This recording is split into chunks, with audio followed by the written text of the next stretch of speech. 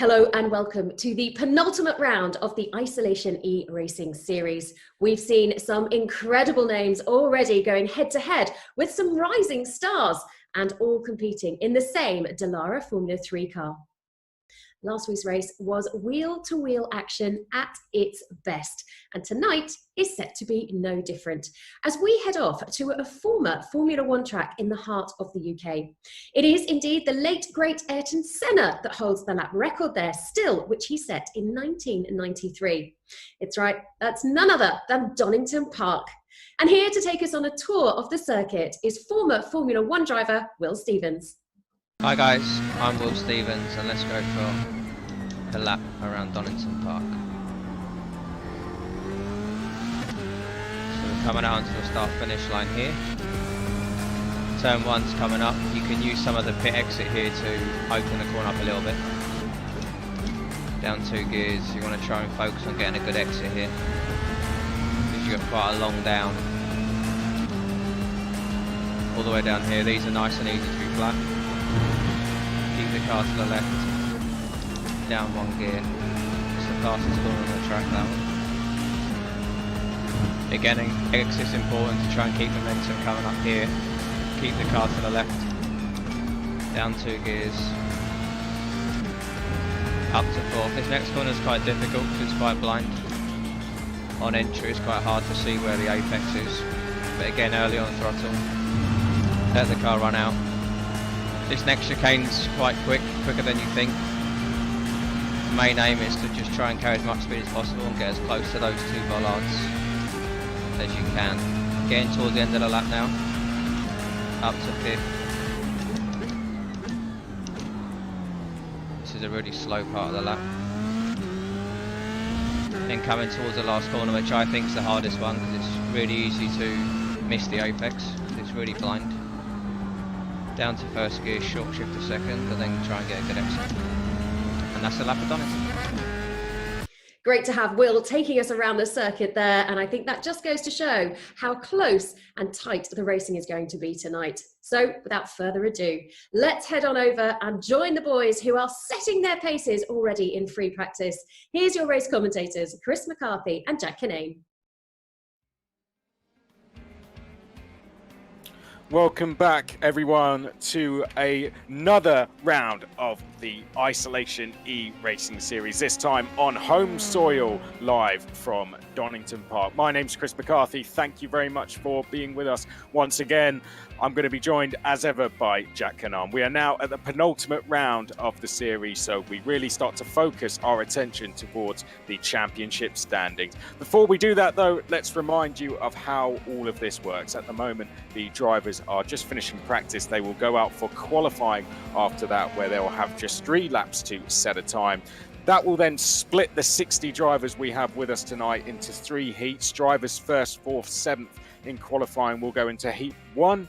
The drivers who finish 2nd, 5th and 8th will go into heat number 2. 3rd, 6th and 9th go into heat number 3. They will then have a heat race which will be 6 laps long. From there, the top 10 from each heat will go through into the feature race, which is going to be coming up later on in the program. The drivers 11th to 20th will be put into a consolation race where they will have 1 more chance to qualify for the feature race. That consolation race, only 4 laps, and it will see the top 5 drivers go through. They'll then jump onto the back of the feature race grid, which will give us 35 drivers in total racing, 10 laps around Donington Park, and the top 10 there will score championship points. That's a reminder of how it all works. That is a look at the championship standings for you. Felipe Drugovich, after his win last time on home soil at Interlagos, he now leads the championship with 51 points. Danny Juncadella, a 1st and a 3rd since joining the series at round number 2 for him. Then we have Mohamed Ibrahim. Disappointing luck for him at Interlagos, where he actually flipped over. He, of course, got a win at the opening round, so still has a chance. Oliver Rowland has had a bad run of form. Likewise, Nicolas Verone, not good fortunes for them at Interlagos. Dudu Barrichello entered the series and jumped straight up to 6th with his 2nd place last time out. And then we have Azam, Stuka, Mitchell and Epps rounding out the top 10. Before we go into qualifying and get into the racing, we're going to hear from another driver. This time, Gemma caught up with Gustavo Menezes. Jack, thank you very much for joining us. It's great to have you as part of the eRacing series that we're running here during isolation. I guess my first question for you is, where did the love of motorsport first come from? Well, it really started when I was a little kid, like most of us. Gus, thank you so much for joining us again. It's been an epic couple of months, really, of sim racing. We've seen highs, we've seen lows, but we've seen drivers across all walks of motorsport taking part. Yeah, honestly, first of all, thanks for having me. There's several drivers, actually part of the isolation series, that have already been very serious on the sim for a long while. But I think I'm not going to call myself an old guy because I'm definitely on the young end, but it's helped a lot of the old guys too get on the sim. I mean, we've seen Rubens, Juan Pablo Montoya, my teammate Bruno Senna, that has not ever had a sim, just ordered one, has it coming together tomorrow. So it's kind of united the racing world across the board. It's awesome. And I think part of the isolation series that I really like is it's been in the F3 car, which is like probably one of the most important steps in a young driver's career. And it's the most relatable car. So you get ex-F1 drivers, current F1 drivers, kart racers, and everyone's competing in the same championship. And as you guys have seen, I've gone from winning Le Mans, winning a world championship, to finishing at the back of the field in this series. So obviously the competition level is stacked. There's people putting in 7-8 hours a day. Let's talk about Le Mans, because Le Mans is one of the biggest races of the year. It was due to happen in just a month's time. Obviously, it's been delayed until September. Fingers crossed we'll still go ahead then. But you are still training for Le Mans on a sim. It's almost overwhelming. For the first time, I've started to think, okay, we're doing 24 hours on a sim. But now, physically, it might be a bit more exhausting in the car, but to stay awake mentally without having the kind of the physical exertion of the race car to keep you awake and keep you in that adrenaline moment, it's going to be an extreme challenge mentally.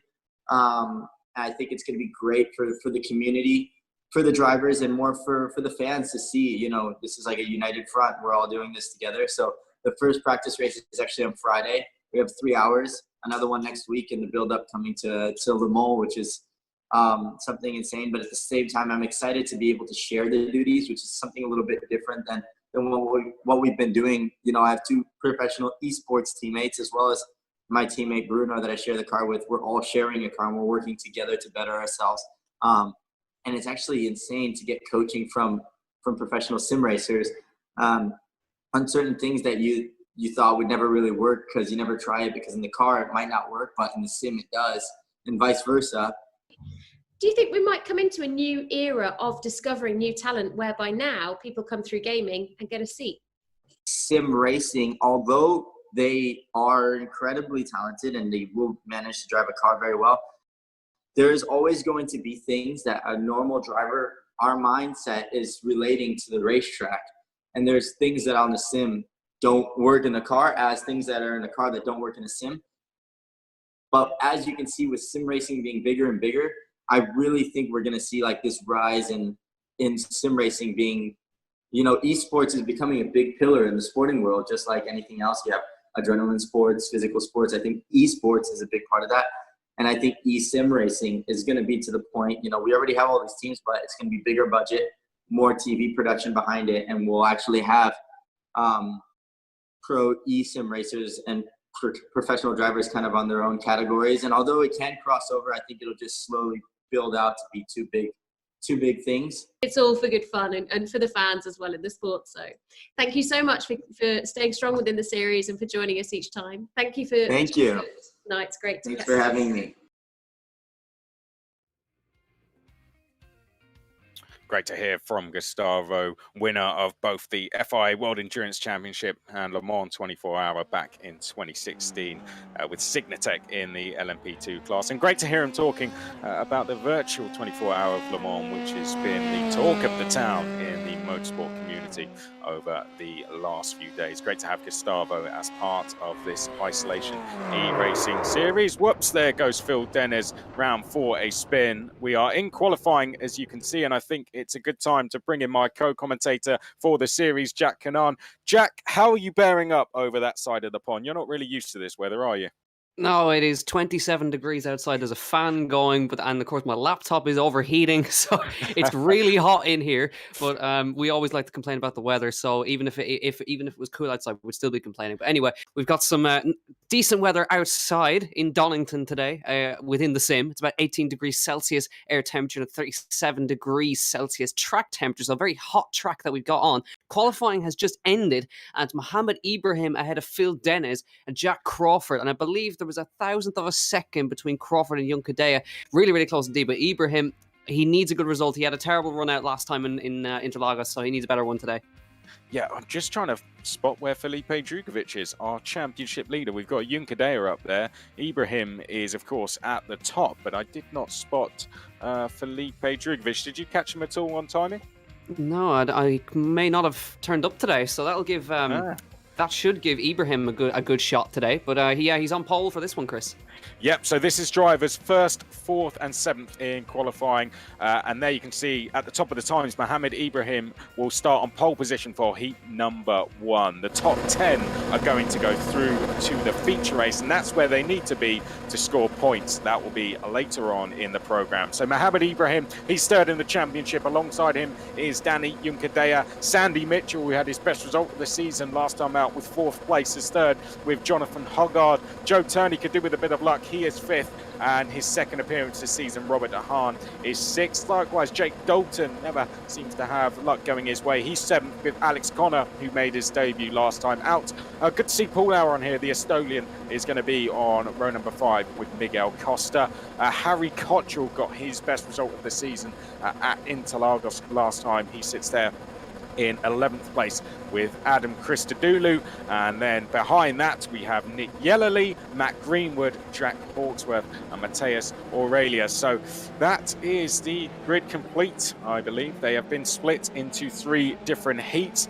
The top 10 from each will go through, and the rest are going to go into a consolation race. We do focus our attention on the championship at this stage though, and 2 big contenders, Jack, are in this race in Ibrahim and Juncadella. However, they cannot steal points off each other here.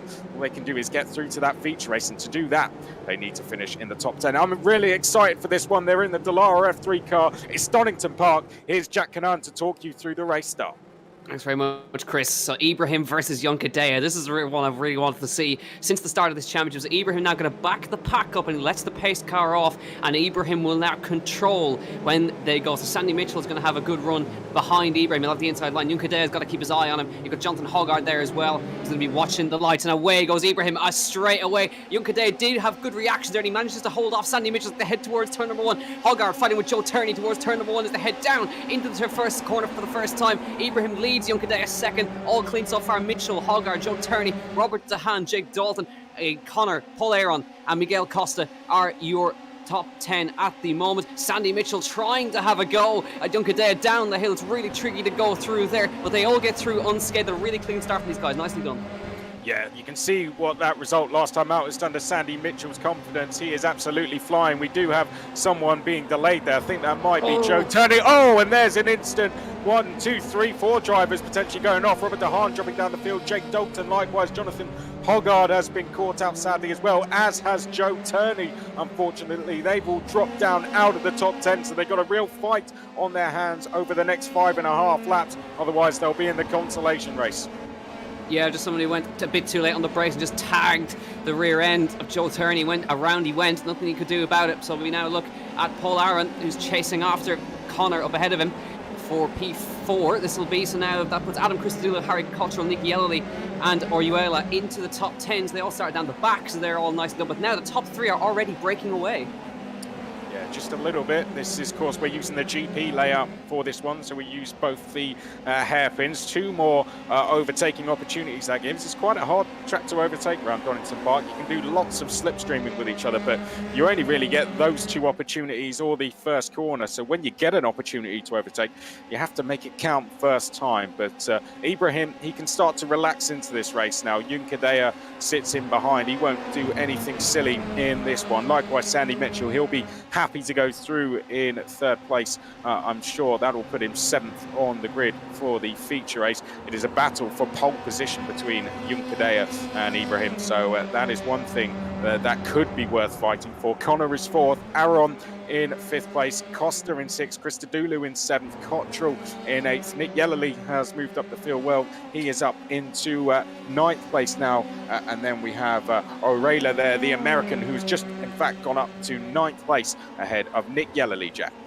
Yeah, I believe Nick Yellerly just had a slowdown penalty there from going off the track. If you do go off the track, you will get a track cut penalty, which involves you having to slow the car down, which will obviously lose you a position. So it's an in-game stewarding system. We have here Joe Turney again with the rear end missing off the car now as he heads down the back straight. It's been a terrible, terrible one for Joe Turney. He was right up at the front earlier on, but that contact earlier on is now hampering his race big time. But after lap 3, it is Ibrahim who's really flying out front. Look at that, 120.3, Juncadella 120.9. And I have to say, Juncadella is starting to fall into the clutch of Sandy Mitchell just a small bit here.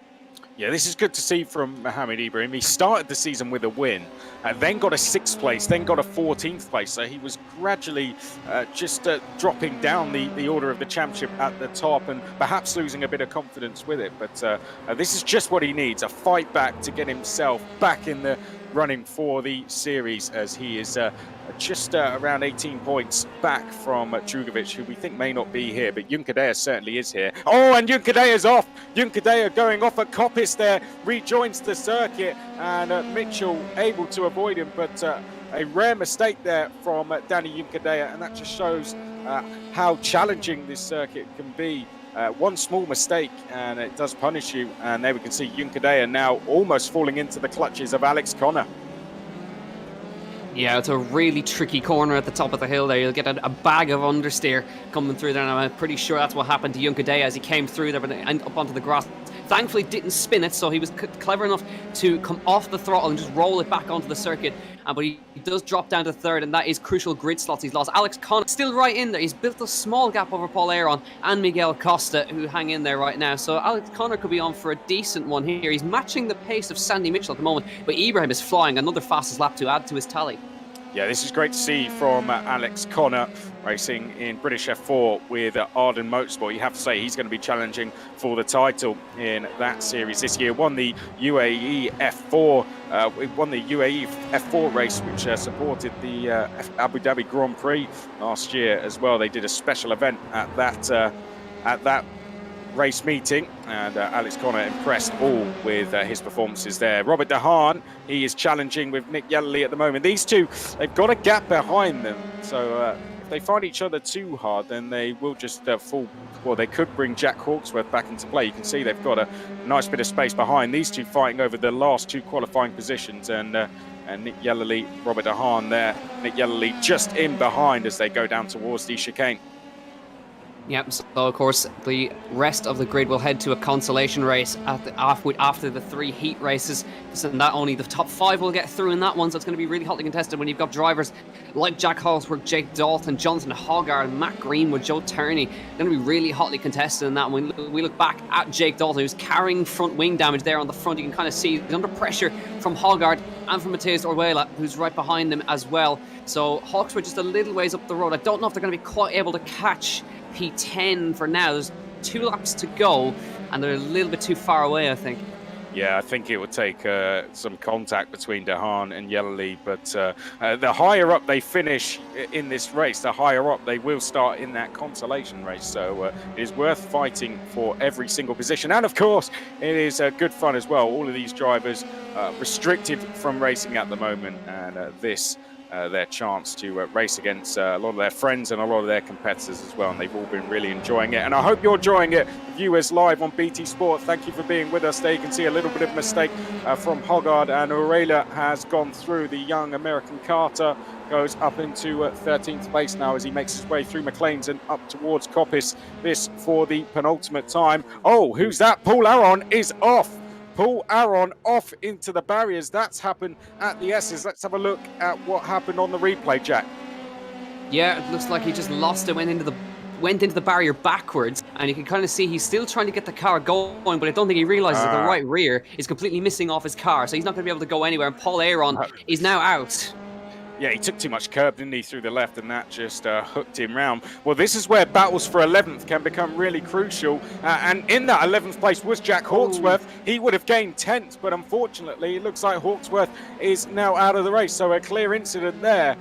Dalton will be the one that now collects that 10th place as he goes across the line. There you can see on the left-hand side of the screen, Dalton's name jumps up to P10, and Dalton is now going to take the last qualifying space through. Yeah, so that's how quickly it can change in the blink of an eye. Paul Aaron going around, and now Jake Dalton now gains that place. Yellowly, Han, Cottrell, Krista Dooley, Miguel Costa in the background. They are still fighting in the background with Jonathan Hoggart and Matt Greenwood trying to get themselves sorted out. Greenwood goes ahead, but I think Dalton should be able to hang on here. Orwela is now out of this race. We look back at Jonathan Hoggart trying to come through on Matt Greenwood and not quite able to do that. But the man who's had absolutely no problems out front is Mohamed Ibrahim. Yep, Mohamed Ibrahim comes up to the final hairpin for the final time, and that is the first stage complete. He is going to go through into the feature race, and we'll start that feature race from pole position. The driver third in the championship. So far, so good. Sandy Mitchell goes through. He's going to start in 4th place for that feature race with 2nd. Jim Kadea will be 7th. Alex Connor, a very good performance from him. He finishes in 4th place. Costa in 5th. Krista Dulu 6th. Cottrell is 7th. Dahan in 8th place. Yellowly in 9th. And Jake Dalton will take the last space through to the feature race. The rest, they will go into a consolation race for Lapper, which will see the top 5 go through. So we will see all the drivers in this again, some of them in a consolation race, and some we will guarantee to see in the feature race at the end of the program. So that is the first of 4 races complete. We're going to take a very quick breather in commentary, and we're going to go back to Gemma, who this time caught up with the 2017 British DG champion, Seb Morris. Seb, it's great to have you on board as part of this championship. I know traditionally you would be racing in GT cars, but you're certainly no stranger to single-seater racing, are you? No, I learnt my craft in single-seater racing. So I started single-seater racing as early as 13. I had a test in Pembrey in South Wales, testing a Formula Renault, and then moved up from there really. Got up to GP3 and then struggled for funding, and then that's when we got the call from Team Parker to jump across to GTs. So it's been a nice transition really. Wonderful story in that respect, because actually you have had huge success. You won the British GT Championship in 2017. You drove in the Daytona 24-hour in the same year, I believe it was. Looking now ahead, where are you? What's the goals from this point? My goal is just to solidify myself within Bentley. I feel I'm doing absolutely everything I can. Nowadays, as anyone will tell you, a racing driver is not only just to drive cars fast. You have to be very good at marketing. You have to be very good at PR. You have to be good with the team. You have to be good with the sponsors. There's many different boxes you have to tick in order to be a professional racing driver nowadays. And it's about bringing value. And I, every month I've got this little list of things I've done and not done. And I think, how have I added value this month? How have I proved my worth? And in this lockdown, I've been on the simulator racing a Bentley in a different championship, and Bentley are taking that very seriously. And we have 4 or 5 engineers on the Discord chat with us. We send data to them, they look at it, they analyse where we can go quicker, and we're trying to push the brand online while we can't do any racing. So that's me adding as much value as I can and trying to push that program forward as well. So I think it's fair to say that some of us have never been busier than we are in lockdown. Yeah, and to be honest, I'm a lot busier than I would have been had there been nothing happening, because I have a couple of test days a month. You'll maybe have 1 race a month, but if you'd looked at working days, it'd be a lot less than what I'm doing here. Crazy times. Well, I'll let you crack on. Thank you very much for joining us, and thank you for your time. Thank you very much, Gemma. Fantastic to hear from Seb Morris there, and really interesting to hear how he's been working with his Bentley team there, how they actually getting live engineer support, and that just goes to show how seriously this is being taken. This, likewise, the Isolation eRacing Series, the best of the best from all around the world, going head-to-head against each other, and we arrive at round number 4 of 5. This heat number 2, same format as Heat 1, 6 laps, top 10 go through to the feature race, the rest into a consolation race. So Phil Dennis and Stuka are row 1, then it's Verone, Azam, Epps, Lawson, Poole, row bottom, Daz, Caprik, Nunes, Tarhan, Spinlow, Baltaz, Raul Hyman rounding out the grid. Up towards the start-finish line we go, and Phil Dennis is going to lead us down towards turn number 1. 14th in the championship is Phil Dennis. It looks like he's just got a little bit of a gap as well over young Kasper Stuka, the Polish karter, sitting in second place. Behind that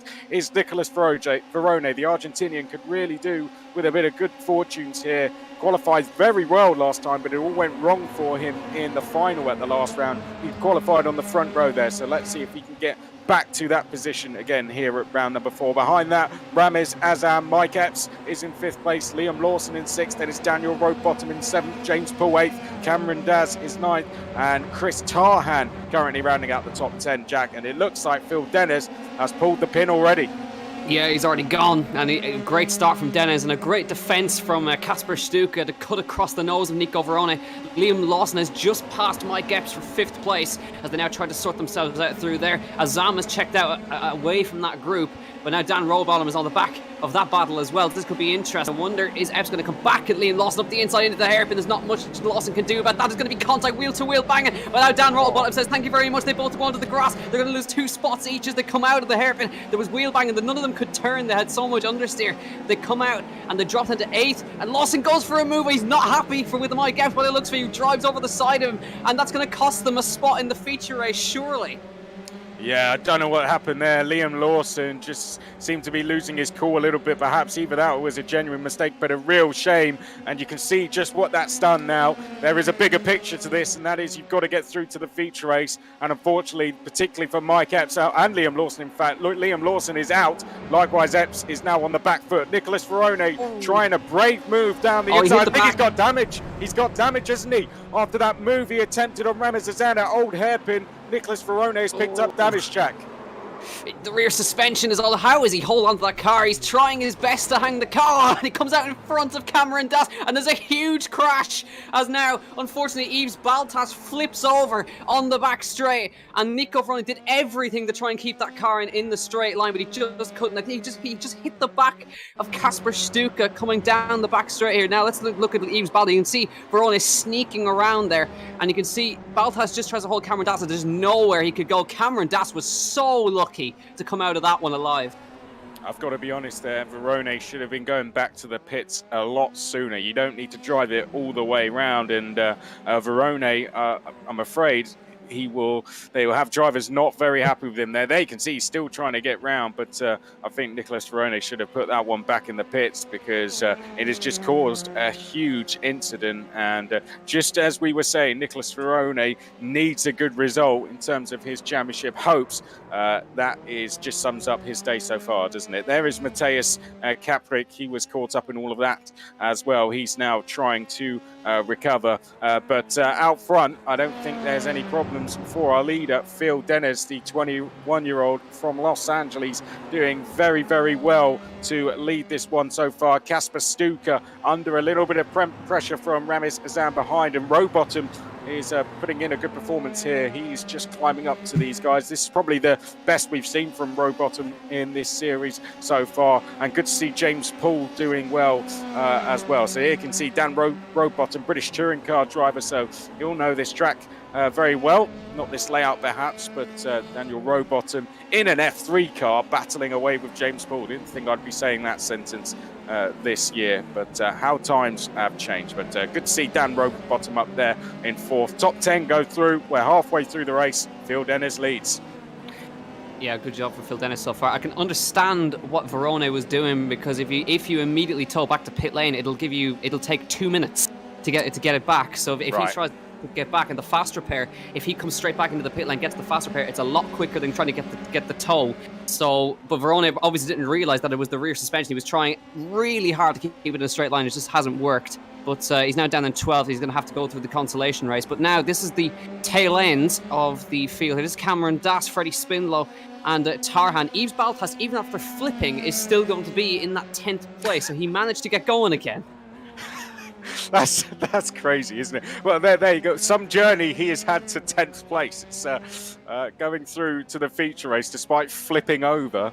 That's not a bad effort at all. And the Formula Renault driver Yves Baltaz there, fighting to the end. He's soldiering on, isn't he? Currently in 10th, and Chris Tarhan only up the road from him as well. So good performance here from Yves Baltaz, the American, trying to chase down his countryman Chris Tarhan ahead of him. Freddie Spindlow is up into 8th place as well. We are looking at Chris Tarhan on screen now, and now we switch over there. You can see Freddie Spindlow races in the Miami X30 Euro Series, races over in the UK as well in the British Kart Championships. Very promising driver, races for the KR Sport team, and proving that even drivers in karting can show just how capable they are against much more experienced and proven drivers in this championship. And the opportunity for someone like Freddie Spindlow in this championship has been absolutely fantastic. Oh, sorry, I think Phil Dennis possibly spun in the he's got going again. Excuse me. I saw somebody spinning in the last corner, but I didn't know who it was, and I saw a flash of blue and immediately thought, oh no, it's Phil Dennis. No, he's still fine up front. Well, we have to work out who that was then, because someone must have dropped down the order somewhere. Maybe I'll let you work that one out, Jack. I'll meanwhile just focus on this. Ramez Azam in 3rd in the red livery car there, chasing down Kasper Stuka in 2nd. And this actually a good opportunity, Jack, for someone like Ramez Azam to plan out how he's going to make his moves in the feature race. It's a good chance for him to actually try out moves and places, see how they work, because this could be him battling for the lead in the feature race later on in the show. Yeah, and he might have a go into the hairpin here if I know Ramez. Not quite close enough this time. Stuka is a hard customer to get past, even if he is only 14 years old. And now Azam chasing after Stuka. Of course, these two competed in the previous championship in the April series. Azam was fighting for the championship, lost it on the last corner by a couple of hundredths over Felipe Drugovich, who just got across the line in front of him. And of course, a post-race penalty for Azam cost him that chance. But he's not quite in the title race at the moment in this series, but either way, still fighting for a top 3 finish here. We're on the final lap in this heat race, and I don't know, Azam didn't get a good exit out of the last corner. I don't know if he's actually going to be able to get past Stuka here, but Phil Dennis is completely clear. Yeah, Ramez Azam, he finished 3rd at the opening round, but since then 40th and 10th, so he needs to get back on track, but has proven he can fight for podiums, and he's trailing young Kasper Stuka there, the young karter. Great to see him up in 2nd place. Has been one of the most impressive drivers in this series, really has made a name for himself. But out front, he's had an impressive run in this race, and it looks like Phil Dennis will start 2nd in the feature race later, with Stuka 5th, Azam in 8th place. Dennis doing a fantastic job, and the amount of confidence this is going to give him, Jack, going into that feature race will be huge, but only 2 corners to go from him now. Yeah, so Dennis coming to the line now, the F3 car. And of course, the new Indy Pro 2000 car is on its way into iRacing, so he'll have that very shortly to drive his real car. But here, there is number 2, and this is going to go to Phil Dennis. No issues whatsoever, and a great drive from him, and a comfortable drive, and I think Stuka should hold on to that 2nd place. Yeah, Stuka comes across the line in 2nd, Azam in 3rd, Daniel Rowbottom, the touring car driver, finishes 4th. Raul Hyman from dead last, 15th place, comes up to 5th place, so not a bad effort from the South African. James Pullis 6th, Cameron Daz 7th, Freddie Spindlow 8th, Chris Tarhan 9th, Yves Baltaz, despite rolling over, is going to go in 10th place and will go into the feature race with that as well. The rest we will see in the consolation race. But before we get going in heat number 3, we are going to go back to Gemma Scott, who is this time speaking with Jack Crawford. Jack, thank you very much for joining us. It's great to have you as part of the eRacing series that we're running here during isolation. I guess my first question for you is, where did the love of motorsport first come from? Well, it really started when I was a little kid, like most of us. When I was 4 years old, I started driving my first go-kart in parking lots. And then finally, when I was 6, I was allowed to race little kid karts. And then, just progressed through the ranks from there. So growing up in the States, as I believe you did, was it very much an inspired route towards Indy that drove you forward, or were you very much, motivated by the European scene where the Formula One is bigger? Well, my initial goal was to race NASCAR, and yeah, so that was my goal for a couple years, and then finally things started developing. I started racing in Europe in go-karts, and then I raced last year in America on the road to Indy, and then just this year, I mean, we got with the Red Bull Junior team, and now we're on the path to F1. How did the Red Bull Junior team come about?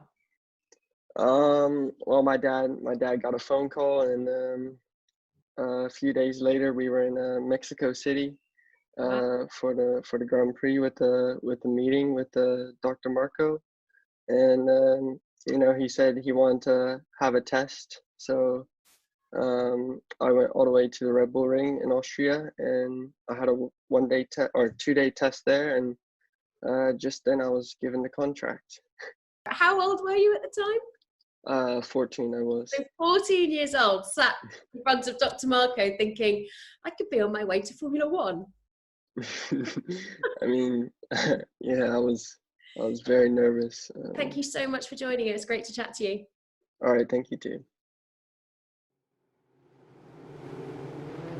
Welcome back. Great to hear from Jack Crawford, who's about to lead the field away down towards turn number 1. He gets a great start. Ollie Rowland on the right-hand side of your picture with Bart Horston with a fantastic getaway right behind him. Going to steal second place away from Ollie Rowland into turn 1, but Rowland hangs it around the outside. He gives it his all to try and hold on to that second place side by side with Bart Horst as they head down the S's for the first time. He should be able to hold on for now. Rowland's still in there, but he can't hang around the outside at the end of the Crater curves. Not quite able to do that there. So Horston goes through. Rowland trying to come back at him straight away. They got to watch out for Josh Malin, who's made a great getaway as well.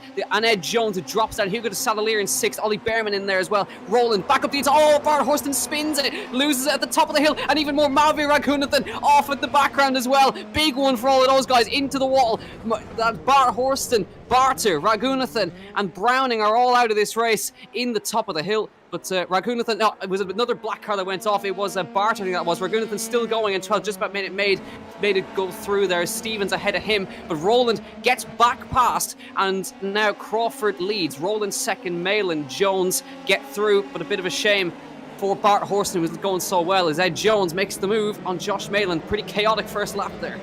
Yeah, very chaotic indeed, and you can see Crawford is absolutely gone. We're watching the Ed Jones battle. Ed Jones going down the inside, I believe there. In fact, that's Malin, who's just going past. So this the battle for 3rd and 4th as they now make their way up to the line. So Malin to the left of our screen, defending the inside. Ed Jones to the right as they come in towards turn number 1. This for the second time of asking, and Ed Jones not quite able to get the switch back. Very close. Don't forget the top 10 goes through to the feature race, and at the moment the top 10 all locked together as they now come through Old Hairpin on lap number 2. Ed Jones there being caught a little bit here by Ollie Behrman, the young Carter there, with Hugo de Sadalier behind him. Then it's Newey, Morris, Donaldson, and Taylor Barnard, another young Carter. Seb Morris dives down the inside. We heard from him earlier. He picks up 7th ahead of Newey there as they come through Coppice on lap number 2. Trying to get back underneath them here as Newey to head back down the chicane, but Seb Morris will have the inside line. Got to watch out for Kean Donaldson, who's right behind them as well. So into the chicane should be Seb Morris ahead by a touch, and he does hold on for now. Make sure he gets the exit. Oh, loose and around goes Newey. Lost it on the entrance of the chicane. I think he's just about kept it out of the wall. No damage, so he reverses back on, and no real harm done. He's still in 9th, drops to 10th, and Will Stevens now heads into 10th place. Raghunathan to 11th now. Ollie Behrman slots ahead of the Sadalier. This is a fantastic drive so far. Ed Jones has had something go wrong, and he's dropping down the field like a stone. Would that a slowdown penalty, perhaps, which is gets given to the drivers if they have 9 strikes in a race, and for strikes being for different things, contact, corner cut, and so on. I think that may have been the case, perhaps. But Seb Morris still there in 7th place now, as Jones just ahead of him. The Jones car, which had to slow down. Morris now right behind him. Donaldson behind that. Then we have Taylor Barnard in 9th with no rear wing. So he's going to have a very interesting second half to the race. He has XF1 driver Will Stevens just behind him, who we're going to be hearing from after this race. So Will Stevens will want to get past Taylor Barnard as soon as possible, Jack. Yeah, I don't know how. There he goes. Oh. There, he's lost it on the entry. That was a matter of time before he went off, and he's into the barrier with the rear right suspension broken as well. He did very well to hang on to it for as long as he did, but with no rear wing, there's genuinely no downforce in that car. Back to Jack Crawford, who we heard from just before we came into this heat race, out in front with a great gap over Ollie Rowland. Josh Malin actually closing in on Ollie Rowland for second place as well. Ollie Behrman fourth, the Sadalier, Jones, Morris. Yeah, there is Josh Malin right behind Ollie Rowland, and Malin looking pacey here. Yeah, Josh Malin closing in a little bit here, isn't he? Great to see Josh Malin fighting right up the sharp end. He's had good pace throughout this championship, hasn't he, Jack? But hasn't quite got a result he deserves, I don't think. No, set the fast lap of the race that time by as he closes in on Ollie Rowland up ahead of him. Later on the brakes through there. Now he needs to be lining up his move, coming down the back straight, I would wager. Up the hill we go. Looks to the outside, shows himself in the mirrors. Rowland will try and do his best to keep him behind him. FIA Formula E driver just ahead of him. We'll see what he's able to do. We'll head on to lap 5 or 6 very shortly. And Rowland with just a slightly better exit that time. And I'm not sure that Malin's going to be close enough this time. He's got to be right on his gearbox if he wants to try anything. But I think the hairpin could be a good opportunity. Yeah, it's got a GT5 driver chasing down Formula E driver in Oliver Rowland, who actually won the Formula Renault 3.5 series back in 2015. So used to these kind of cars, and there you can see not quite having to defend yet. Josh Malin definitely filling the mirrors here of Oliver Rowland, but not quite close enough to make a dive down the inside. Ollie Behrman is 2 seconds behind this, just under that in fact. Hugo de Sadalier then sits in 5th place. Jones and Morris make a very close quartet behind this. This is our battle for 2nd place on circuit, though. Oliver Rowland leading Josh Malin. There may be part of Josh Malin who will just be happy to sit behind in 3rd place. Just wants to qualify through to that feature race to do that. Oh no, just as we say that, Josh Malin picks up the grass there under braking, and Josh Malin now trying to recover. He's in 4th place as he comes back onto the circuit. Where is he going to drop down to? That's 5th, I think he may have dropped down to. In fact, he's still 4th. Who's that behind that's trying to get past? Is that de Sadalier? But Josh Malin losing a couple of places there, and one little mistake. Josh Malin, unfortunately, now just a little bit lower down the top 10 than he once was. But I'd say overall, he kind of got away with that. Very lucky. Kind of very high-speed part of the circuit there. He did well to hold on to the car and keep it in a straight line and rejoin. Still managed to get out in front of Hugo de Sadalier, who we look at now. He's been chased by the car behind, the number 1 car of Ed Jones, right behind him. So Ed Jones trying to recover something a bit wide from Sadalier. They saw him lock up, and he's able to get a better exit that time. But now Ed Jones might have an opportunity, might sniff an opportunity into the last corner, but it's really, really hard to make a move up the inside. He's having to think about it. Shows him if he has found the space, and that's a good move from Ed Jones if he can make it work. But Sadalier will carry the momentum on the outside now. But now Jones will have another think about it into turn number 1 as we begin the final lap of this heat race to the outside line of turn number 1. Can he outbrake him on the outside? Really tricky, but not quite able to do it just there. But Ed Jones not having the best of races. He's going to be starting really far down in this race. He's almost touching him as they come down the Craner curves. Yeah, this is brilliant stuff. GT World Challenge driver versus DTM driver into the old hairpin head. Ed Jones is going to dive down the inside, and through he goes to take 5th place. Great move. Line that one up for half a lap, and Ed Jones finally makes his move, and he goes through to 5th. And there's not a lot of time now for Hugo de Sadalier to fight back as we are on the final lap of this race. Jack Crawford, we haven't seen a huge amount of him. That's because from the very first lap, he built up a gap, and he has only extended that lead ever since. The Red Bull Junior driver, who we just heard from, with Gemma Scott speaking to him before the race, is going to lead us down to the final 2 hairpins. So this will put Jack Crawford 3rd on the grid in the feature race, this result, and that gives him a very good chance to improve on what is his best result of the season so far, is 5th place. He's 11th in the championship at the moment, but going into the feature race, you'd have to say Jack Crawford giving himself a good chance to move forward. He comes across the line to take the win in heat number 3. Oliver Rowland finishes in 2nd place. Very good result for Ollie Behrman in 3rd. Josh Malin will feel very, very fortunate to be in 4th place after that near scare at Old Hairpin. Ed Jones is 5th, DeSadler is 6th, Seb Morris is 7th, Kean Donaldson 8th, Will Stevens is 9th, and Mahavir Raghunathan, who raced in the FIA F2 Championship, comes across the line in 10th place, and he will take the final spot of the 30 qualifiers going through from the heats. The rest of the drivers now go into a consolation race. And whilst that is taking place, we are going to go back to Gemma Scott, who is once again speaking with Will Stevens. Will, Donington, tonight we're racing on, is a new circuit for you. I understand that this is the first time you've got to know the circuit, and now you've even taken us on a tour. Yeah, exactly. So I haven't actually driven there much. As you know, most championships these days are more overseas. So I've done a lot more at Silverstone than I have at Donington, but it's a great track. I've done a few test days there, which has always been good. So looking forward to getting online and having a good race there.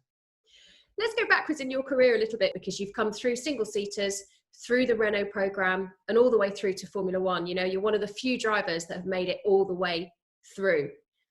Talk me how, you know, through that process of becoming a Formula One driver. Yeah, I mean, I think it all starts off at karting. Again, I started just at club level in England, and then worked my way through to racing in Europe with Tony Kart. And then I actually got picked up by Honda when I was still in karting. So they sort of controlled my first few years within motorsport. That's when I went to Formula Renault UK.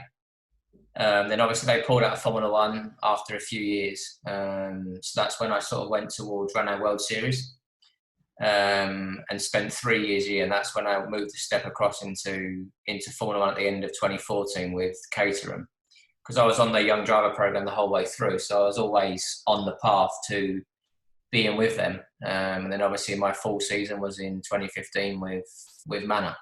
So as you said, you know, every young guy growing up wants to achieve that. So the year I did there was amazing. I wish it could have been in something slightly more competitive, but it was good. You know, I've loved every moment of it. It's nice to be able to say that I experienced what it's like to do that. Yeah, absolutely. And like you say, you have now got a very, very strong career.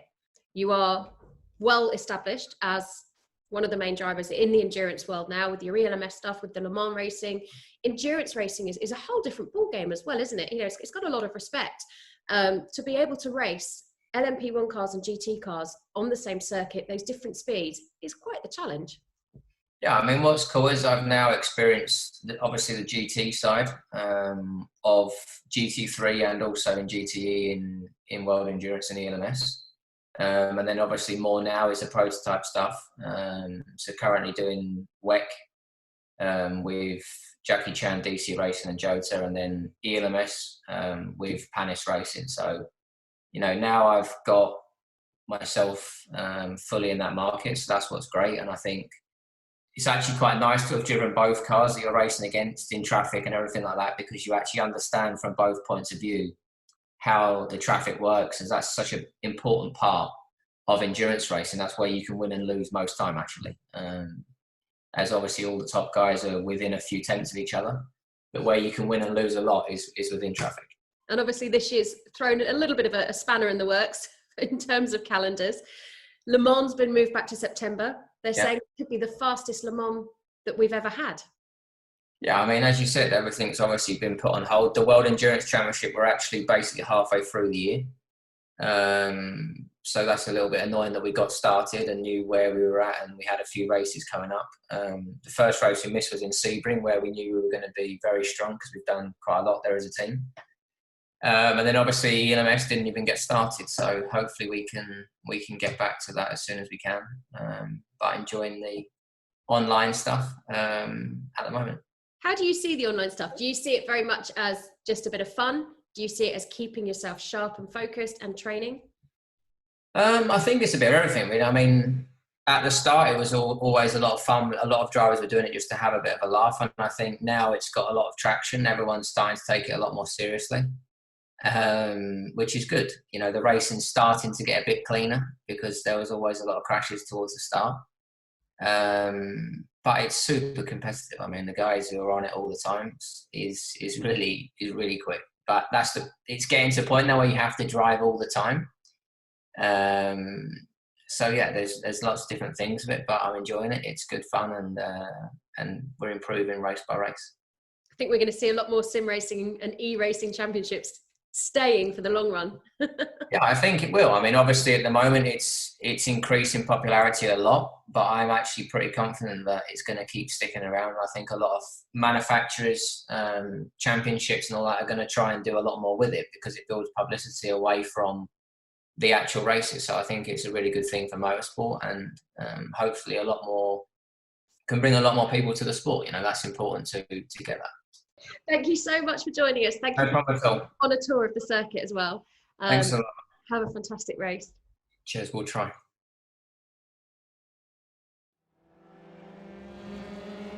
And try he'll have to, because he's going to be starting towards the back of the feature race. Here's Will Stevens, but thanks for him to giving us his time to talk us around the lap and speak to Gemma Scott as well. Well, we're on the penultimate race of this Consolation race. All the drivers that finished outside of the top 10 in the heats have been put into this, and the top 5 are going to go through. And Jack, why don't you tell us about the interesting view we had for the start with Joe Turney, who sat there in 3rd place. Well, Joe Turney started last in this race. We decided to take an onboard while you guys were looking at the Will Stevens interview, and we watched him drive through the carnage. 8 cars gone in lap number 1 in turn 1, and Joe Turney somehow, the Moses effect came to him, parting of the seas. He drove straight through it, and he's up to 3rd, and Bart Horston leads, Jonathan Hoggard, Joe Turney in now 3rd, Matt Greenwood and Mike Epps is in that final progression spot, but it has been absolute chaos. Yeah, well, that's what you'd have to expect. This is literally their last chance to go through. They have to finish in the top 5. So if you're starting towards the back, well, you've got to make places pretty quickly, because there is only 4 laps, and we're about to start that last one right now as Bart Horston leads us across the line. Jonathan Hoggard sat in 2nd, Joe Turney in 3rd. I'd expect them now to sit as they are for this last lap. Horston has just proven that he's going to be very hard to catch anyway, because he's just gone and set a fastest lap. Greenwood is in 4th place, and then Epps in 5th place. And looking up the hill, you can see just how far away the top 3 have been able to get with the incidents that have happened throughout this race. For the drivers outside of the top 5, this is where their round 4 is going to end. After that, we're going to only have one more round, and you can vote for where we're going to race at that next round on Twitter. Go to @BT Sport. The vote is open there. You can put in your vote where you want to see us race at the next round. We've been doing it all the way throughout the season. The vote for the next round is between the following tracks: Brands Hatch, Montreal, Barcelona and Silverstone. Jack, which one would you choose? I believe I cast my vote for Montreal. I thought it'd be an interesting track to drive around. I believe, just having a quick look at the poll, it's pretty tight with Silverstone and Brands Hatch for this one. But Bart Horston is going to win this Consolation race ahead of Jonathan Hoggard and Joe Turney, who kept his nose clean. He did everything he needed to do and finishes 3rd from the very back of the grid. Matt Greenwood and Mike Epps should secure that final Consolation race spot. Yep, he just holds on, and then we're going to say goodbye to Orwela, Matthias Caprig and Barnard in 8th place. So 8 finishers left in this race. Unfortunately, big dramas, but the all-important race is coming up next. That's a real shame for Nicholas Verone. He's 5th in the championship. He got the season off to a start with a 2nd, and since then we saw him have a 55th place finish, a DNF, and now a non-qualified. So a real shame. However, we must focus on the drivers that have gone through, and particularly those starting towards the front, because there is a fight for the championship going on. Mohammed Ibrahim is 3rd in that race at the moment, but he starts from pole position for this one. The top 10 will score points in this race. The point system working the same as how it does in F1. So 25 go to the winner, 18 to 2nd, 15 to 3rd, 12 to 4th, then it goes 10 to 5th, and we work down in 2s with 1 point going to 10th place. Phil Dennis is going to start alongside, he could get his best result of the season here. 7th is his best result so far. Jack Crawford doing very well. He's there in 3rd place. Sandy Mitchell, likewise. He's on a good run of form and a very good result. His best result of the season last time with 4th. Kasper Stuka is in 5th.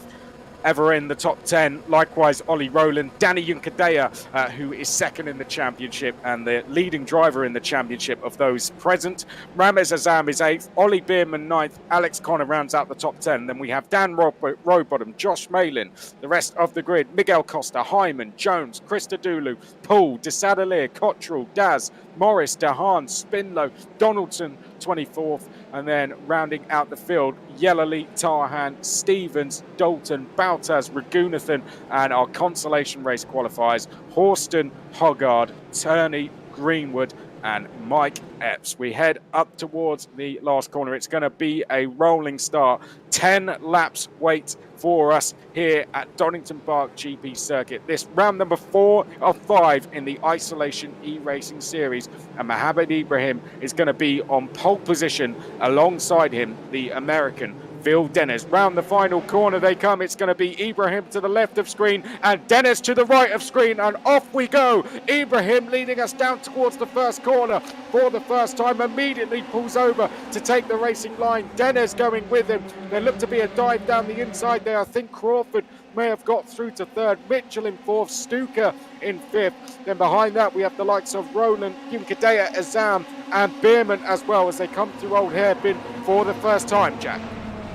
Yeah, I think we're probably Jonathan Hoggard. He's gone back straight to the pit lane, but we look at this battle between Jack Crawford, Casper Stuka, Sandy Mitchell as well, now losing spots. He's trying to fend off the attack of Ollie Rowland right behind him as well. Danny Juncadella is right in there as well. Juncadella quite far down in comparison to his other races earlier this season, the first and the third. See if he can keep his podium run going. Now we're going to go 3 abreast between these guys, Mitchell, Rowland and Juncadella, heading down towards the chicane. They try and sort themselves out, and still Mitchell from Juncadella, who's trying to slot in there behind Ramez Azam right in there, and Ollie Bierman in 10th. But there we go. Now does Juncadella smell an opportunity here towards the hairpin? He's right there, but Azam thinking about it now. Juncadella has to think about it. It's a little look out the inside as they come through, and I think Ibrahim has lost the lead. It is now Phil Dennis, Jack Crawford. It's a slowdown penalty for Mohammed Ibrahim. It's not race ending, but he's losing spots, and Phil Dennis now leads. Jack Crawford second, Casper Stuka third, and Ibrahim's now got the deal with Sandy Mitchell up his inside.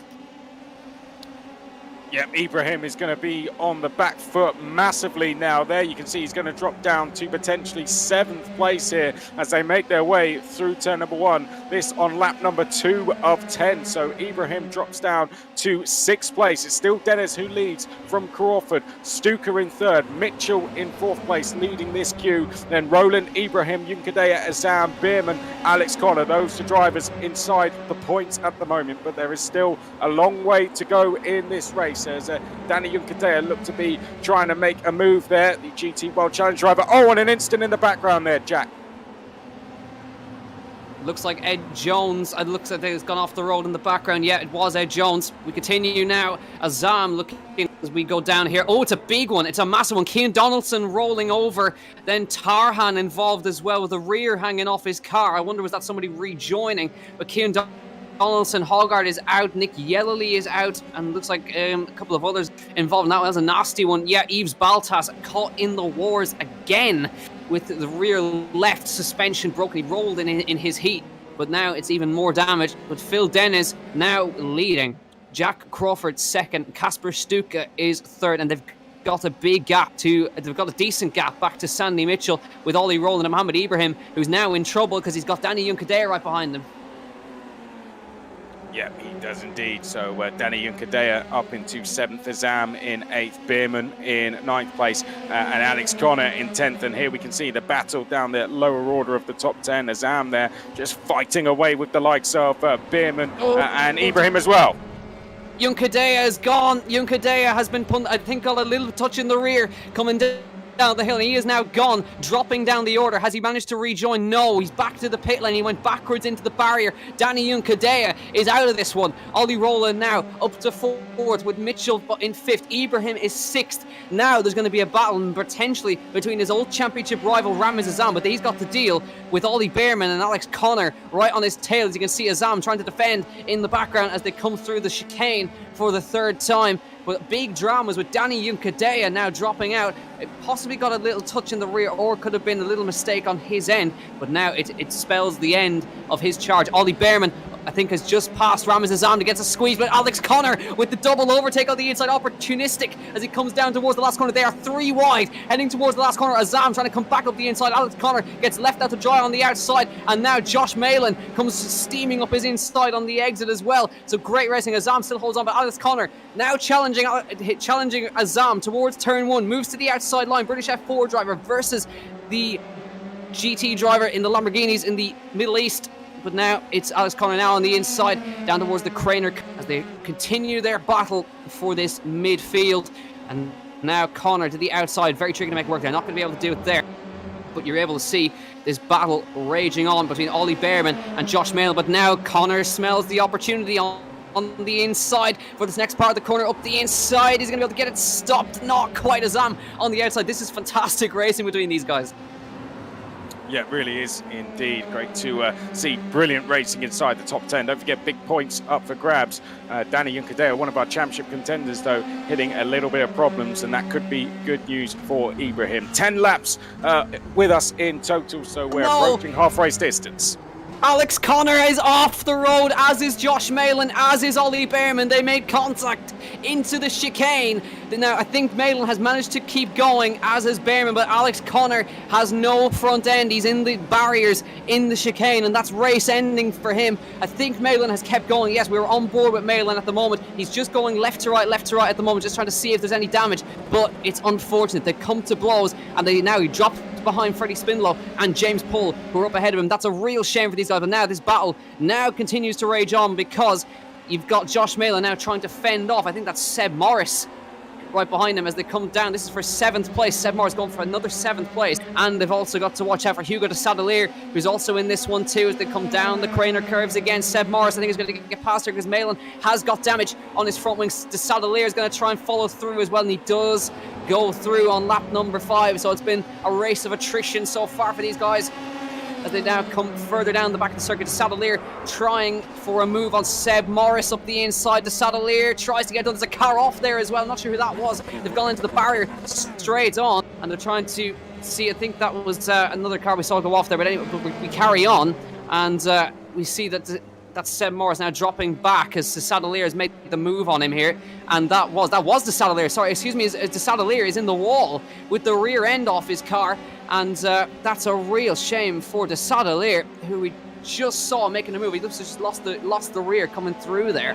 As we head through on this 5th lap, Phil Dennis leads, Jack Crawford second, still Stuka, then Roland, Mitchell and Ibrahim, and they're all nicely spread out front. Azam, Robert DeHaan is into 8th place now. Ollie Behrman still in 9th, continuing on. And then it's James Pull who's got that 10th place. Freddie Spindlow, Seb Morris, Mike Epps, Jake Dalton. And then it's Raul Hyman, Cameron Das, Miguel Costa and Matt Greenwood are your top 20. We now look at Mohammed Ibrahim with Sandy Mitchell, and they continue on their battle here. Yeah, this is Sandy Mitchell here. You can see in 5th place, just making their way now up towards McLean's. Mohammed Ibrahim behind. So with Juncadella dropping out of the race, this is a great chance for Ibrahim, but this could also open up the door, Jack, to bring more people into play in the championship, and we'll update you on that as we go through. Oh no, incident there. Behrman with an instant. He's off into the gravel. James Poole likewise. So 2 drivers out and 2 drivers that were fighting for points as well. What a shame for young Ollie Behrman, who's able to get going. James Poole is now out of this race, unfortunately, or might as well be. He's going to drop all the way down the field. Ollie Behrman has a little bit of time to try and recover this. Dennis still out front leading from Crawford. This is Freddie Spindlow. He has the last of the points, but that's a dive down the inside there from Seb Morris. Brilliant move there from the former British GT champion, and Seb Morris makes his way up into 10th place, but it looks like Spindlow might try and fight back as they come into the next hairpin. Almost a little bit of contact there. Morris just about ahead. They're going to be side by side now, going down towards turn number 1. So Morris up into 9th place as our timing tower just works it, just catches up with itself, and Spindlow drops down to 11th with Epps just diving up the inside there to get into 10th. Just behind this with the best seat of the house is Jake Dalton, and he's now going to try and get involved as well. Brilliant racing, Jack. Really close stuff, great stuff. Now we look at Jake Dalton trying to get past Freddie Spindle, but now Mike Epps has a go on Seb Morris up the inside, gets it stopped, gets it done, lovely move, and Jake Dalton does the same on Freddie Spindle. This is for 10th place, tail end of the points here, as we now fight for one singular championship point in this battle. So currently Seb Morris hangs on to that last points position at the moment, but now Jake Dalton is also arriving at a rate of knots. Freddie Spindlow's hanging in there nicely as well. We're on lap 7 of 10 in this race. We're coming to the end of this race very shortly, but now does Seb Morris fancy a chance on Mike Epps again? Not quite. He defends that nicely into the hairpin with the cutback. Seb Morris with an exit. Can he be able to pull alongside? Not quite, as they head up the hill again and trying to sort themselves out. Morris to the outside line of the last corner. Not quite enough to be able to get alongside there. Now Jake Dalton's been brought right into this one. And interesting enough, Jack Crawford fastest out of the leaders by nearly half a second. But we continue on this great battle for 10th place between Morris, Dalton, Spindlow and Epps. But currently Mike Epps just has enough to hold on.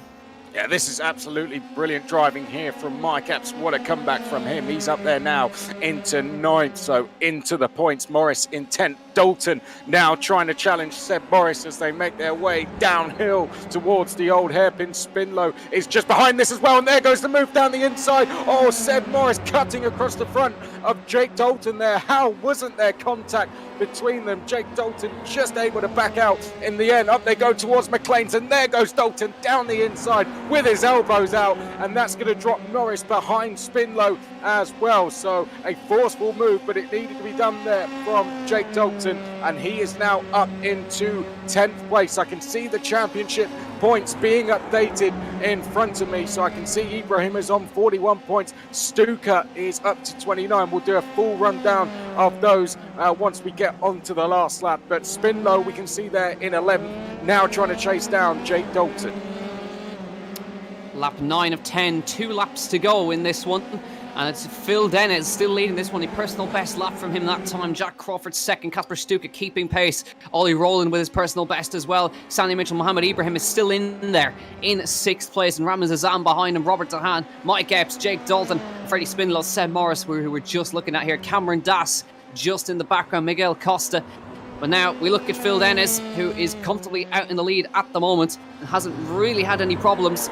And thankfully for him, Ibrahim got the slowdown, and there's nothing really that he could do. But it's all good stuff at the moment for Phil Dennis.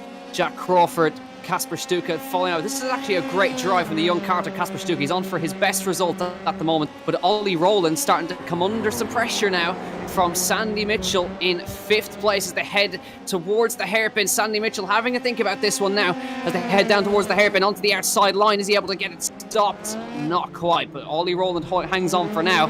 And we about to begin the final lap of this race, the Isolation eRacing Series, round number 4 from Donington, and this is going to be a fantastic end. Phil Dennis on course to take his first win of the season, and it'll be a great moment for him to see Dennis at the top of the standings.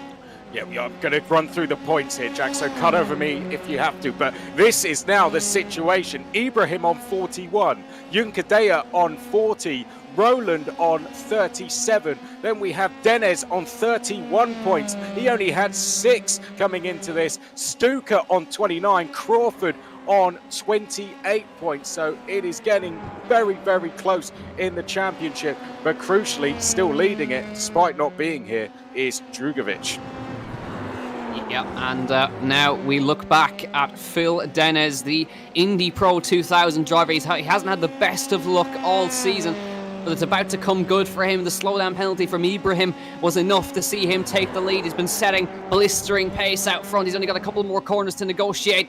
Jack Crawford hanging on for second place as well as we head towards the final couple of hairpins here. It's been a fantastic drive from the American, coming around the final hairpin very shortly, heading up the hill into the last hairpin. It's been a perfect day for the American. It's actually going to be an American 1-2 here as they come towards the last hairpin, round the final corner. Round 4 belongs to Phil Dennis, who wins round 4 in Donington. Jack Crawford gets into second place, and Kasper Stuka, the podium finally comes his way. He gets 3rd place. Ollie Rowland hangs on against Sandy Mitchell, and Mohammed Ibrahim, what could have been for him without the penalties, he finishes in 6th, ahead of his old championship rival Ramaz Azam, Robert Dehan, Mike Epps, and Jake Dalton is going to get that final points paying position. Yeah, brilliant stuff. I'm just going to run through the championship. It was being updated live. So this is going to be the situation going in to the final round. And you can vote for where that final round is going to be on Twitter at BT Sport. But this is the points. Felipe Drugovich leads on 51 points. Ibrahim second on 41 points. Junkadea third on 40 points. Then it's Roland fourth on 37 points. Fifth is Phil Dennis after that win. He's on 31 points. Then it's Stuka after that podium in sixth place with 29. Seventh is Crawford with 28. Mitchell is then in eighth place with 23rd. Then it is Azam with 22. Verone rounding out the top 10 with 18. So extremely close. What a fantastic race it has been. And congratulations to Denez there for taking the win ahead of Crawford and Stuka. We go from a Brazilian 1-2 in Brazil to an American 1-2 at Donington Park. Fantastic racing. And we have Gemma Scott standing by to get the lowdown from all the drivers. Thank you very much, Chris. Yes, absolutely. Standing by, as always, to talk to our drivers. What a performance they've put on for us tonight. Absolutely astounding racing and plenty of action. So let's cross over, first of all, to Kasper Stuka. Kasper, what a performance tonight. We've seen you in the limelight throughout the last couple of races, but tonight was your moment to shine through. Yes. Did you enjoy that? Did you enjoy the race? Yeah. It was probably the hardest race of my career. Maybe not too many battles, but yeah, I had to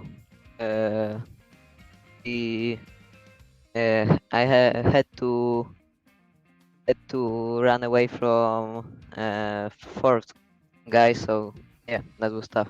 It was tough, and there was a lot of sort of dirty driving going on as well. I think the clerk of the course will have a bit of a busy review of that race. Yes, Thank you for joining us, Kasper. Great to see you up Yes. there in third position. Well done. Thank you very much. You're welcome. Let's cross over then to our second place driver, Jack Crawford. Jack, who we spoke to earlier on in the week, has been practicing around this circuit of Donington. Jack, second place. You've got to be pleased with that. Yeah, I mean, it was a good race. I didn't have the best speed. Well, I had decent speed, but I mean, Phil was obviously a lot quicker, but yeah, good result. I mean, consistent and kept it clean. So. It seemed to be seeing a lot of the young drivers. You know, you're one of our young Red Bull drivers. Seeing the younger guys up there tonight really battling it out. Yeah, I mean, good amount of practicing. I mean, you can get quite far up there, and you know, I mean, all even playing field. So yeah, everyone's pretty much the same. How much testing have you had to do this week? Well, actually, I didn't start testing until last night. I did about 30 laps last night, and then I did just the practice before the race, and yeah, that was it. Well, a fantastic result for you. Second place. Congratulations and well done to you.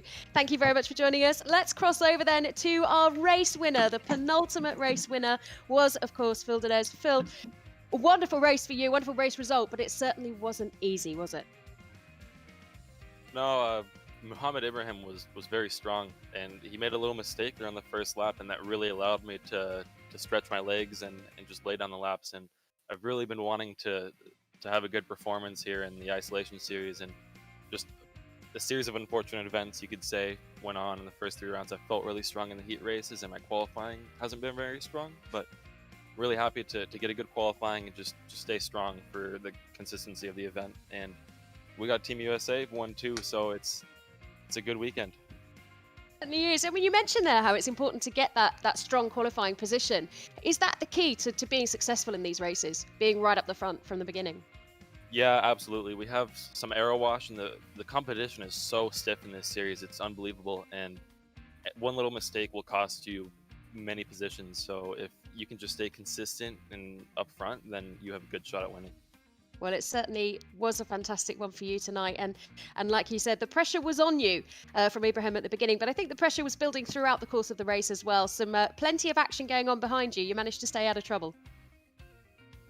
Yeah, absolutely. I've there was a little bit of chaos, but I felt comfortable at this track, and I was definitely one of my more favorite tracks. And yeah, it was just a great race, and I'm very happy to get this win. Excellent. Well, congratulations to you, Phil. Thank you very much for joining us. Great to have a chat with you. Yep, Let's thanks have so a. much. You're very welcome. Let's have a quick chat with Seb Morris, who we also spoke to earlier on in the programme. Seb, Donington circuit, one that you don't get to drive particularly often now with your career moving through the international route that it has, but certainly a bit of a circuit that people are passionate about. Can you hear me, Seb? Hiya. Hey, we've got you. There's a slight delay there. How did you find Donington tonight?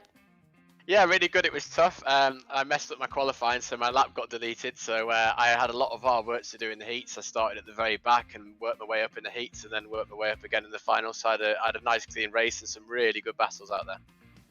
It's tough competition, isn't it? Yeah, it's really tough. This is probably the toughest series I've entered so far. You can do what you think is the lap of your life, and you'll be like 12th. There's a lot of incredibly good guys in it. Is that because you've got so many people from different championships that have got incredible experience on the real circuit, or is that because people are training so hard and taking it so seriously? I think a bit of both, to be honest, Jem. I think people are incredibly talented in real life. There's some incredibly talented people I'd not heard of before this, who are very, very good on the sim.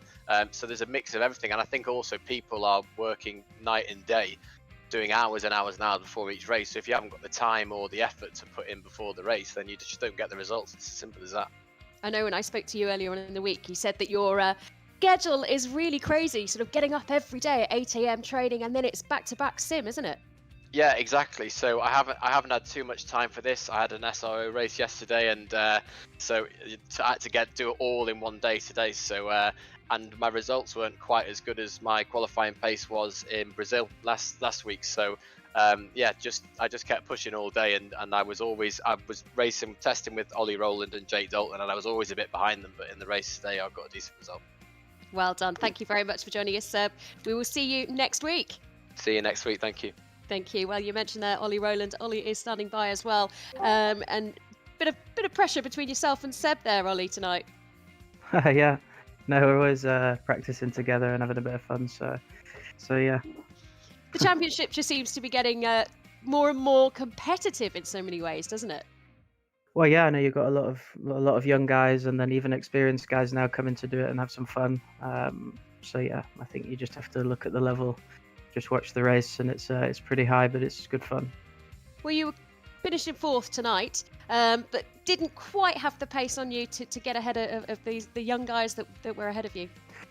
No, I hadn't actually practiced too much. I only downloaded the track this morning, so I was a little bit on the back foot. I was quite happy with qualifying, but a little bit the problem when you're in the 3rd heat, if you don't win, you start 6th.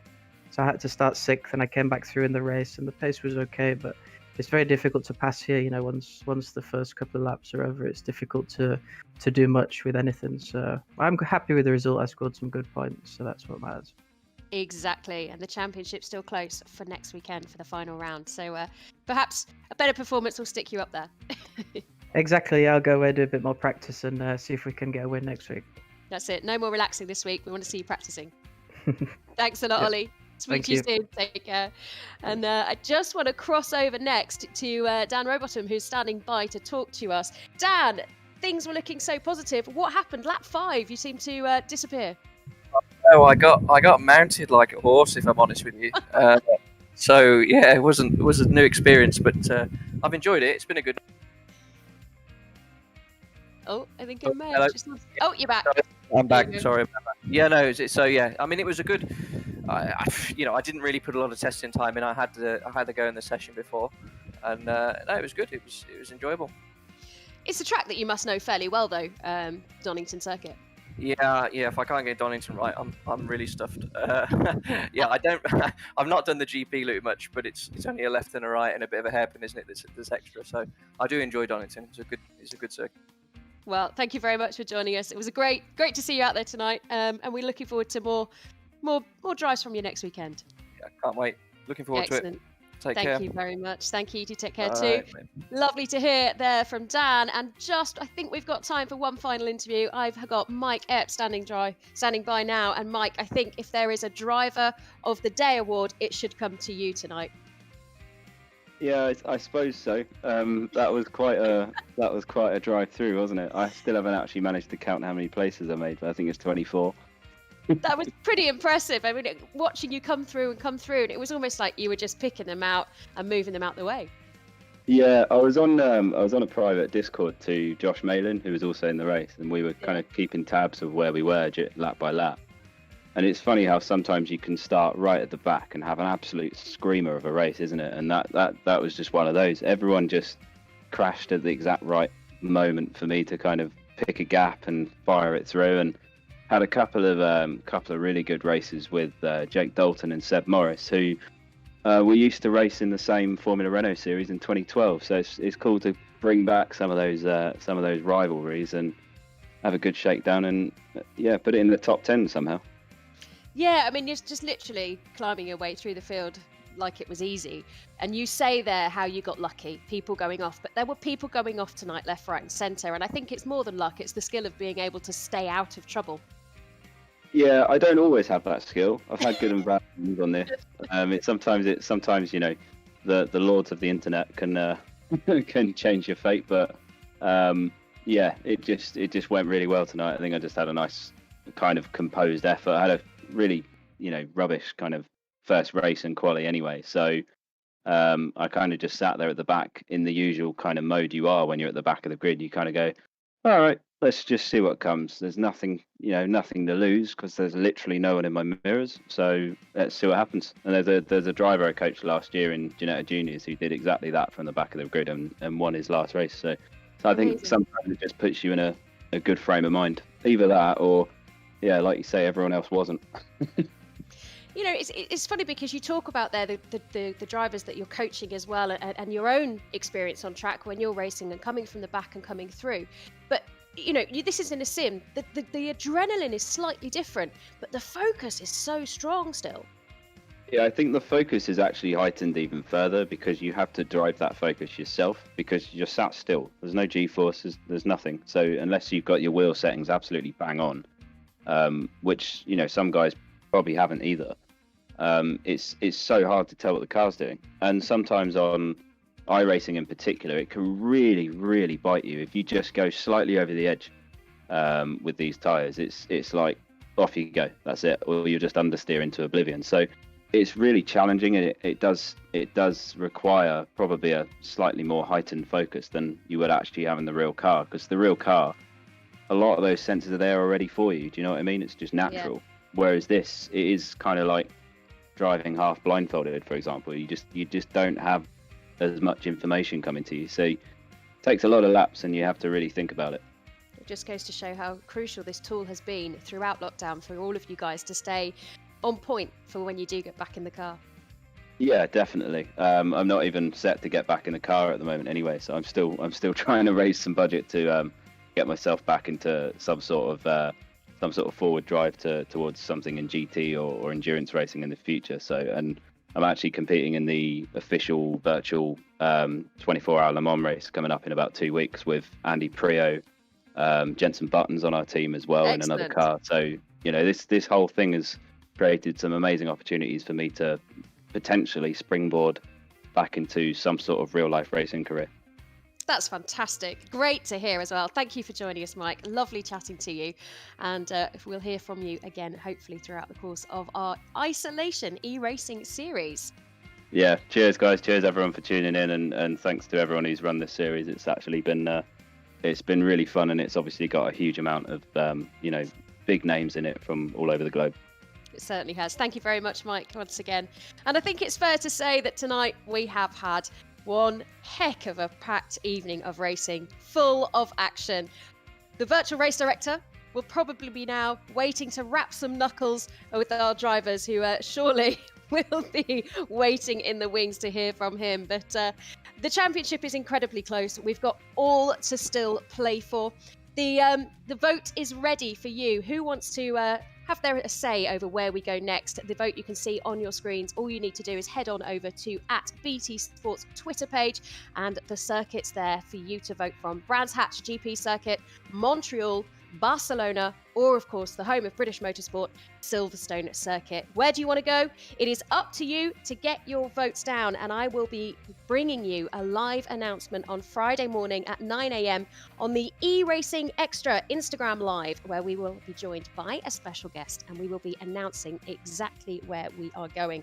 But for now, that's it from us tonight, virtually from Donington Park. A wonderful evening as always, and a fantastic race to Phil Denez, Jack Crawford, and of course, Casper Stuka.